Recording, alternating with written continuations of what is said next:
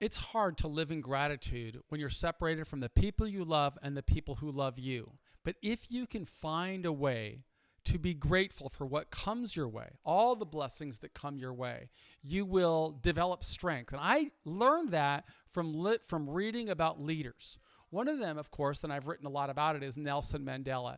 And I don't have the exact quote in front of me, but I'm going to try to remember what he said. This was after he had been released from prison, and the people of South Africa had elected him as president. And it's important to realize that when I was going into the system, Nelson Mandela was getting ready to come out. So I went into the prison system in 1987. I knew I was going to be in prison for multiple decades. So I wanted to learn from people who had already done multiple decades. And by that time, Nelson Mandela had done about 25 years. He got out at 27 years. So I looked at him as somebody from whom I could learn. And I read everything I could about him. And there was many authors wrote about Nelson Mandela. And when he got out, many more wrote about him. And then he was elected president, and he just became a figure that was revered around the world because he went through enormous struggle and pain, and yet he always lived in gratitude. And there was one story that I read when I was at the start of the penitentiary, and it's so moving that I'll always remember it. And here's what it was. By then, he was the president. And he was with an entourage, and he walked into a restaurant, and while he was eating, there was a uniformed officer at the same restaurant, and the Nelson Mandela, who was President Mandela, invited the uniformed officer to come and sit at his table. And so his entourage went over there and escorted him, and they brought this person to sit at Mandela's table. And when the person sat down to eat, he was quivering and shaking. And the other people said, "Why are you shaking? You know, don't be nervous. You're here with the president of our country." And Nelson Mandela says, "No, I can tell you why he's shaking. You see, because when I was incarcerated, he was an officer in the prison where I was incarcerated.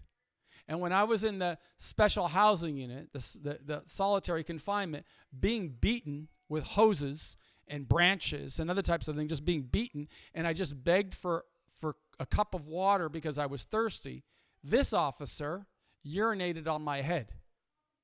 And he's shaking because he thinks I'm going to retaliate now that I have the power of the presidency. But that's not who I am. I'm a man who lives in gratitude, and we're here to make the world better." And he just, that, when you think about that, you think about the strength, the mental strength that it takes to have this sense of, I want to be a man of peace. I want to be somebody who makes things better. And that's why Nelson Mandela is revered throughout the world. And it's why he inspired me to grow stronger to the extent I could and to try to emulate his strength while I was at the start of my own prison journey. And that's why we have a lesson today on the importance of gratitude and appreciation. It's lesson number 28. At Prison Professors, what we do is teach people to teach themselves. So here is the vocabulary word of the day is gratitude. The quality of being thankful and showing appreciation for the positive aspects of life, acknowledging the goodness in oneself, others, and the world around. So here is the lesson content. I'll always feel grateful to Officer Wilson, who presided over the housing unit during my time in pretrial detention. After a jury convicted me of every count, I faced a life sentence. Since I was only 23, I didn't know how to process that possibility. Officer Wilson stood outside my cell. Through the locked door, he spoke with me, offering encouragement. He recommended a book that he thought would help my spirits. The book was about Nelson Mandela. I did not know Nelson Mandela, but when I began reading his story, I learned that he was an active anti-apartheid activist who had been in prison for decades. In his writing, Nelson Mandela emphasized the importance of gratitude in various aspects of life. A quote from his work, "Let us rise up and be thankful, for if we didn't learn a lot today, at least we learned a little. And if we didn't learn a little, at least we didn't get sick. And if we got sick, at least we didn't die. So let us all be thankful." The quote reflected Mr. Mandela's ability to find gratitude even in challenging circumstances. It conveys his belief in acknowledging and appreciating the positive aspects of life, no matter how small they may seem. Mandela's remarkable life and ability to maintain resilience and optimism, even during his 27-year imprisonment, serve as a testament to his embodiment of gratitude in practice. It helped me climb through the 26 years I lived as number 16377-004. Nelson Mandela taught me that gratitude is a powerful practice that can transform our perspective and contribute to personal development, even in challenging circumstances like imprisonment. It involves recognizing and appreciating the positive aspects of life, fostering a sense of contentment, and cultivating a mindset of abundance. By embracing gratitude, we can enhance our well-being, resilience, and overall outlook on life. Understanding the concept of gratitude is essential for personal growth. Appreciation. Gratitude begins with appreciating our blessings and positive experiences, no matter how small they may seem. It involves recognizing the goodness in oneself, others, and the world around us. By acknowledging and valuing these aspects, we cultivate a sense of gratitude. Mindfulness. Gratitude requires being present and mindful of the present moment. It involves paying attention to the beauty, kindness, and opportunities in everyday life. Practicing mindfulness makes us more attuned to the positive aspects that often go unnoticed. Perspective shift.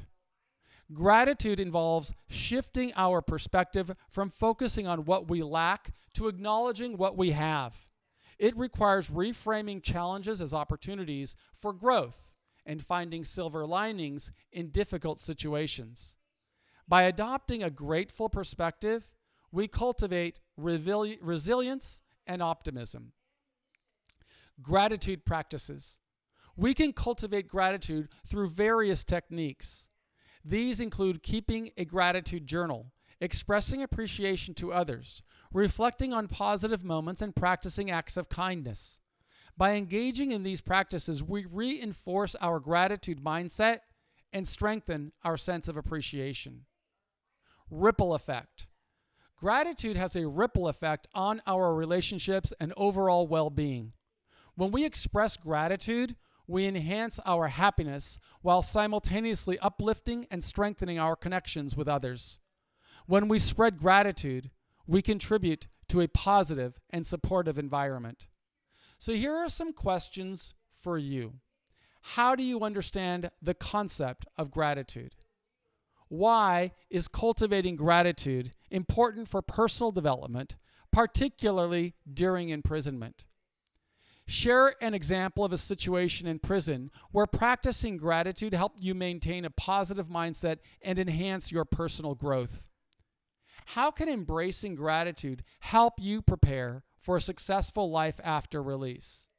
What strategies can you employ to cultivate gratitude during your time in prison? Activity. Take a few moments to reflect on 3 things you are grateful for today. Write them down in your journal and briefly explain why you appreciate them. Challenge yourself to identify both big and small aspects of your life to cultivate a broad perspective of gratitude. Think about someone in your life who has made a positive impact on you, whether it is a friend, a family member, or a staff member. Write a letter expressing your gratitude and appreciation for their presence in your life. If possible, consider sharing this letter with them or keeping it as a reminder of gratitude. Remember, gratitude is a practice that can transform your mindset and enhance your personal growth. By cultivating a grateful perspective, acknowledging the positive aspects of life, and expressing appreciation, you can find strength and resilience, even in challenging circumstances. Embrace the power of gratitude during your time in prison and beyond. And it's super important for justice-impacted people to really grasp the importance of gratitude. It's important because it really helps you advance your prospects for success if people can see, how is this person living without anger or animosity despite having been apart from his family and community for a really long time.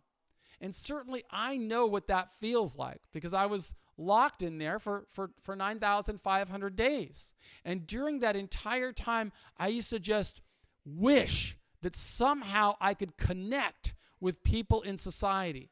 And that's one of the reasons that I'm working so hard right now in trying to help more people figure out, how do you show that you have no anger, you can be more Mandela-esque and live without anger for anything, live in gratitude for everything. And when you can do that, that's how you start to influence the way other people receive you. And you have to recognize there are going to be a lot of people that throw stones and throw darts at you. And you've got to be strong enough to just brush them off your shoulder. You got to be like a duck on the water that just gets rained on, and the rain just rolls off. It doesn't affect him, because that's life. When you are a justice-impacted person, there will be many people that cast stones at you.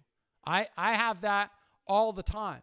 When I'm advocating and I go into prisons, I have to interact with some staff members who are very much opposed to these projects that I'm advocating for, such as concepts that lead to earning freedom, concepts that lead to work release programs or furloughs or compassionate release or clemency or commutations, or all of the incentives that I want legislators to empower prison administrators with, because prison administrators, in all reality, they know you better than the judge, right?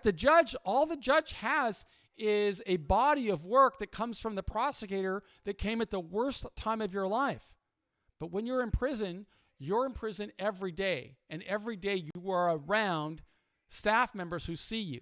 And if they see you and perceive you as a person who lives in gratitude, those people should have the power to incentivize you.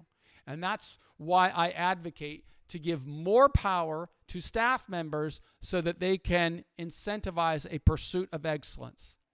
And if you want that as well, you may place some value in these exercises that I am suggesting, but you also may find it possible to live in gratitude. And right now, I just want to express my gratitude to all the teachers who allow us to bring these courses in, to all the wardens and administrators in state and federal prisons that allow the Prison Professors Program to come in.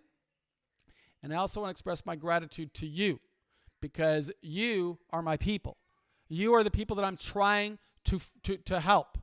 And in order for me to help you, I need you to help me by building a good release plan, by building a plan that's showing you want to reconcile with society and make amends. And that's what I'm hoping you will do. And that's what I'm striving to teach you how to do. I'm only teaching the strategies that worked for me and strategies that I think can work for you. Make sure that you define what success is. Make sure that you set those really clear goals. Make sure that you move forward with the right attitude. Make sure that you take action. Make sure that I left one out. Make sure that you aspire to something more and then take action. Make sure that you hold yourself accountable. Make sure that you're aware of every opportunity. You keep your head in the game, and you make others aware of you. You make sure that you're authentic. You develop your tools, your tactics, your resources, and you execute your plan. Make sure that you live in gratitude. First of all, you're appreciative of every blessing that comes your way, and you celebrate every achievement. Those are the 10 modules in our course. And if you live that way, it's my belief that you will empower yourself, you will improve the culture of where you are, and you will open opportunities for more prosperity and a life of meaning and relevance and fulfillment. That's what I learned from Nelson Mandela. It's why I'm obligated to pass that along to you. If you want personal lessons to help you, make sure you look at the premium content that Adovo offers, or visit us at prisonprofessors.com. We've got a bookstore and courses for people who want to invest in themselves. My name is Michael Santos. I'm the founder of Prison Professors, and I believe in you. Thank you.